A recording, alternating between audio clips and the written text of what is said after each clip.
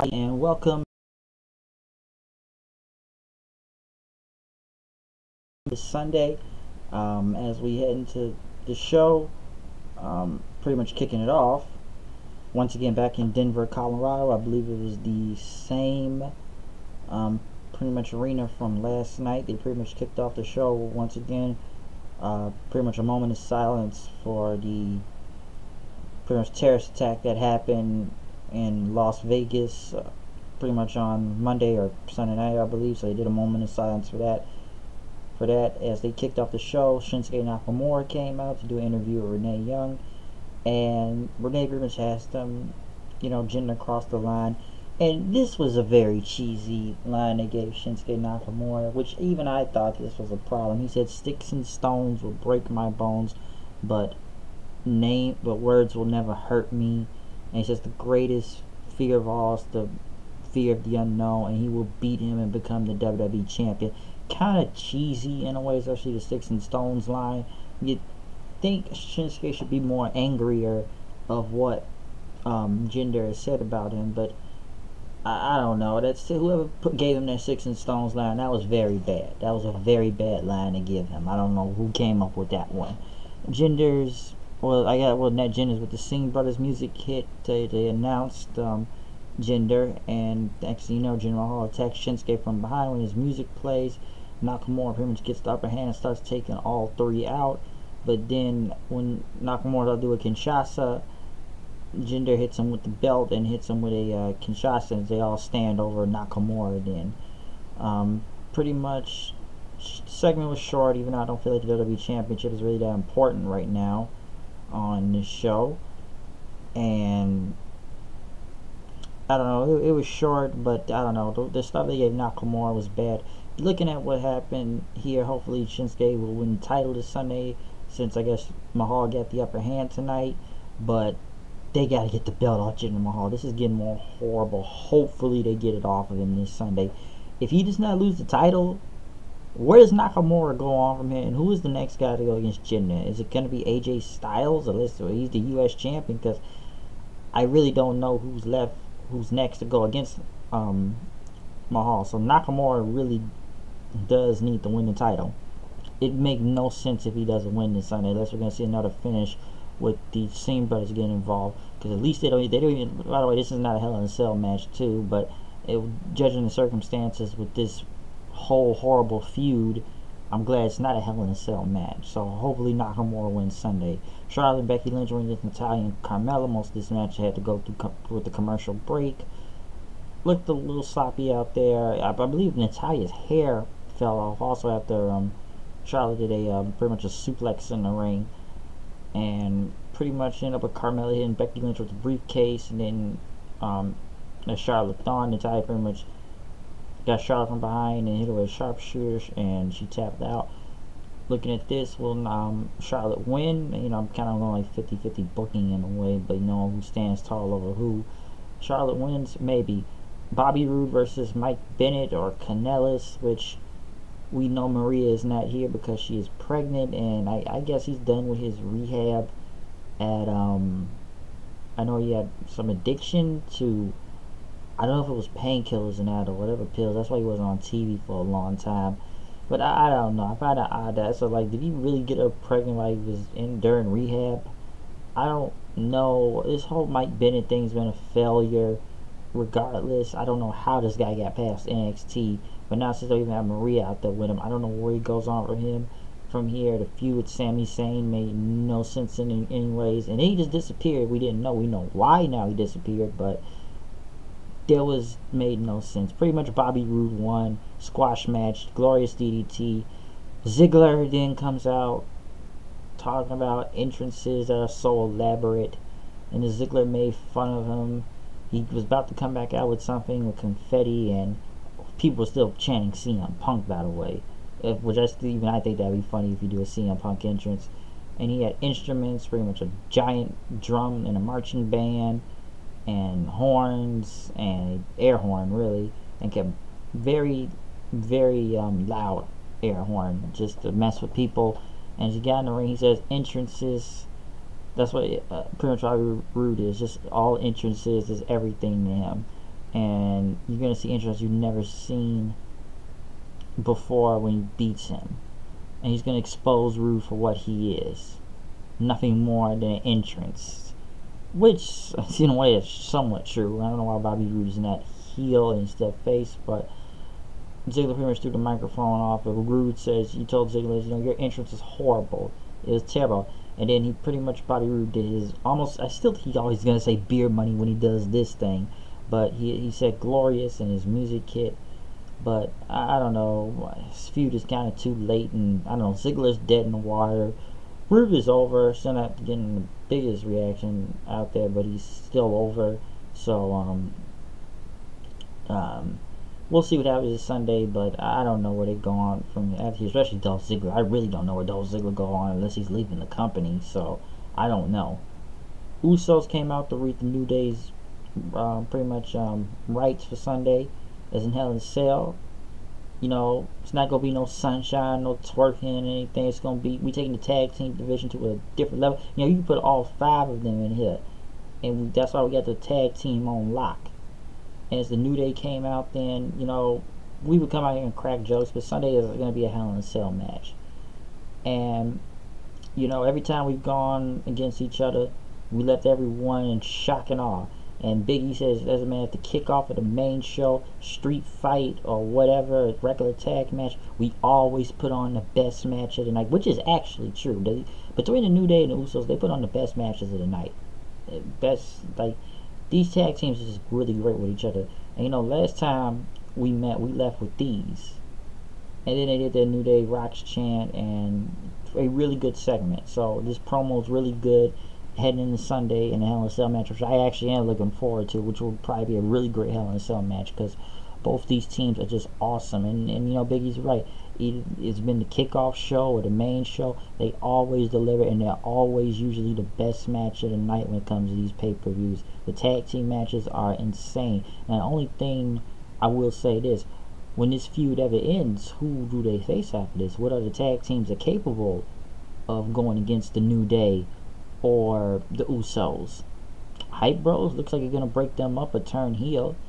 Gable and Benjamin are, I don't know, we don't see them a lot. Ascension just sucks. Brazongo, who was supposed to be here tonight, but now they say the Fashion Files for Sunday. So the tag team vision is very bad on both Raw and SmackDown. And we can't depend on the New Day and the Usos forever, even though they can put on great matches forever. But I don't know where this goes. It was a great segment in general. One of the great segments of the night. Jinder said something I don't really care. He talked about Nakamura and he underestimated intelligence, yada yada. By the way, Hype Bros versus Gable and Benjamin this Sunday on Hell in a Cell on the kickoff show. Ty Dillinger went against Baron Corbin, another commercial, but Ty Dillinger got the win, pretty much beating Corbin. 1, 2, 3, AJ Styles talked about him. By the way, this made Corbin look weak, especially coming into Sunday for Hell in a Cell for the U.S. title. And AJ Styles from it says, you know, you have the attitude of a jackass. All right, everything, you know, things aren't handed. And this is the house that AJ Styles built. And he says, you could have pushed yourself. You know, you could have pushed yourself harder. You wouldn't have lost to John Cena at SummerSlam, or lost the Money in the Bank briefcase, or even lost tonight to Ty Dillinger. As pretty much fans channel, where's your briefcase? He says he's gonna show Corbin Sunday that shortcuts don't work. So pretty much this makes Corbin look weak. I don't know why we have AJ Styles versus Corbin. I thought this was going to be a triple threat match with AJ, Dillinger, and Corbin. But it looks like Corbin just looks more horrible every other time. And this is another way to make him look very weak coming into the pay-per-view. I don't think he will win the title this Sunday from AJ Styles. AJ will retain and hopefully get out of this feud, and hopefully we get a decent open challenge next time in this very bad feud with Corbin and Dillinger being involved. Dana Warrior pretty much did the same thing from last night with all the women out there. You know, not t-shirts, but it's all the Ultimate Warrior and pretty much the Susan G. Komen breast cancer thing. I already said enough about this last night. From I said it was breaking kayfabe, especially we all know kayfabe was kind of dead, but we kept doing it 20 minutes after the match. We just kind of saw the women. It just really makes it look bad and bad timing on the show. And I know CM Punk has already called this whole thing a scam, really. So yeah, I know people already got mad that they say even what Ultimate Warrior really was, and he never he didn't really care about this, or just say a lot of bad comments about stuff. So I don't know. I believe WWE just use Dana Warriors as something. I guess paint Ultimate Warrior now as this giant hero to everyone or something. But I don't know. That's what I kind of usually see from this. But I don't know. They just did this segment just because all the women were out there and they hugged each other. All the wrestlers. I don't know. I guess that kayfabe thing just kind of really bothered me yesterday about that. Randy Orton went against Aiden English. Thank God this was another 8-minute match. That was boring, but Rusev pretty much cut a promo. It's going to be Happy Rusev Day every day when he beats him this Sunday. I don't know why we're still doing this feud. And then I heard Randy Orton's already pissed the creative in the back anyways, so there's maybe a reason why. Orton pretty much won, hit the RKO in midair on English. He was going to hit Rusev with one as he turned around, so we'll see what happens this Sunday. I really think Orton will win. Maybe we'll do 50-50 so Rusev can get one, but he kind of won on SmackDown anyway in like 10 seconds. But I think Orton will win just because SummerSlam is very bad for him. So I'm sure he's pissed creative anyways, and Rusev just looked horrible there. Just buried almost, really, especially having the SummerSlam. Shane McMahon was about to come to the ring, so Sami Zayn pretty much warned him that Kevin Owens is snapped. Is it the same one that makes snarky comments all the time? This is a deranged man. And pretty much Shane says, listen, thanks for the warning, but I got to do this on my own. I got to go face to face. Until Shane McMahon came out, the people chanted him, and pretty much he told Kevin to come out because Kevin is a no-show. He's a coward. And this Sunday, you want to talk about kids hit his dad and use Sami Zayn as a human shield? It's going to be a false count anywhere, Hell in a Cell match. So it won't be just one in the ring. It could be one anywhere now around the ring in the arena somewhere. So it's a false count anywhere, Hell in a Cell. Maybe when Shane does some insane jump, then he will most likely pin, or someone will pin on the outside of the ring, since Shane's going to do something insane. Kevin Owens came from the crowd then, talking about Shane McMahon, and talked about the money, what a stupid theme song, and he was tired of Denver, and Shane called him a coward. As Kevin says, I'm out of here. Shane says, I'm going to bring the fight to you. He went looking for him in the lobby, but he got attacked from behind. Shane tried to fight back, but he was thrown into a wall and got powerbombed through a merchandise table. Kevin then came back to the ring, and he says, I'm going to hurt Shane McMahon this Sunday. I'm going to beat him in the ring, out the ring. He will beat him so bad that his kids won't even remember who he is. And he is going to destroy him at Hell in a Cell. He has no idea what pain he is when he powerbombs him. And he's glad it's a false count anyway, because when he throws him off he won't have to jump off the cell. He's going to throw him off of it. And as Shane came back, and let me kind of point this out here too. I know a lot of people saw this when this little clip when Shane McMahon was coming back downstairs. Some girl just for some reason decided to twerk right near Shane McMahon. I believe it was some Asian girl. Listen, I thought it was funny and everything. I know a lot of people are gonna call it ridiculous that she just took a chance and got it. I don't know how she got through there, but hey, it was on TV and I'm sure a lot of people saw it. But if you're gonna twerk, at least have an ass, okay? Like seriously, if you're gonna twerk, at least have some ass so we can see it jiggle or something. Because there was no ass on that girl. She just decided, I don't know if she was drunk or whatever, but I guess she decided to twerk just because of it. But if you're gonna twerk, have ass, please. Just please have some ass. Like for real, that girl had no ass. I just kind of had to point that out there. So if you're gonna twerk, gotta see that shit jiggle, or something that looks good from it. But pretty much focusing back on, that was just kind of funny there.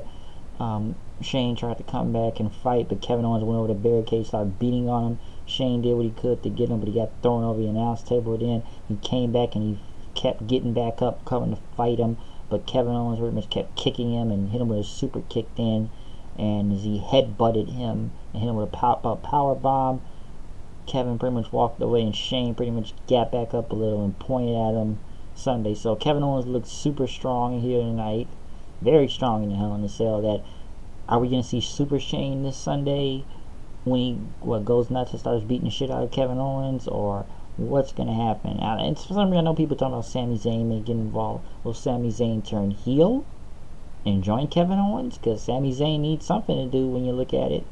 So yeah, I don't know what will happen this Sunday. Do I expect Shane McMahon to do some insane high jump off the cell? 9 times out of 10, yes. Do I expect him to win? I don't think so, because he didn't beat Undertaker last year at Hell in a Cell. So they expect me to think he's gonna win here on Sunday night. So Shane will do something crazy, but he's got to, because looking at it, could he win Sunday since Kevin Owens kicked the living shit out of him tonight? I don't know, but we'll see what happens this Sunday, and we'll see what Shane McMahon will do. This 9 times out of 10 will be the main event of the show. Most of the show tonight, most things that was really most watchable, really for a go home show, was really the New Day and the Usos and the Shane and Kevin Owens segment. That was the most thing that was really worth of this go home show. I really did not care for the Nakamura and Mahal thing, because I just thought those lines from Nakamura was just bad, whoever told him to say that. And I don't know, Jinder, just please get the freaking belt off this guy. Women's match was pretty much whatever there. Ziggler, and Rude, it was for what it was, I guess. Mike Bennett, still a jobber. Corbin looks super weak and like a fool still, so I don't know why this isn't a triple threat match. And AJ made him look even more stupider. Orton English, quick match, whatever. I still think Orton's going to win Sunday. So that's the go-home show for Smackdown night. Do I think it was better than Raw? A little, in a way, because Raw was pretty much dragged on throughout the whole night. I'm still surprised the Cruiserweights got the end of the show off again. So that was really surprising to me. So we will see what happens at Hell in a Cell this Sunday. We will have live reactions. Check out my Monday Night Review and everything else that goes with it. So I am out of here. I will see you guys later. I know this camera is messing with me, and sometimes it just blurs out of nowhere half the time. So I do not know why that happens, but hey, we'll have to see. This camera, I don't know. It's supposed to be a 1080p HD, but something blurs on its own sometime. But that's my review of Smackdown. I'm out of here. I will see you later. Peace. I'm sure that girl's gonna be a meme on the internet, especially with Shane McMahon for some wrestling thing. Still no ass. Peace. Live reaction.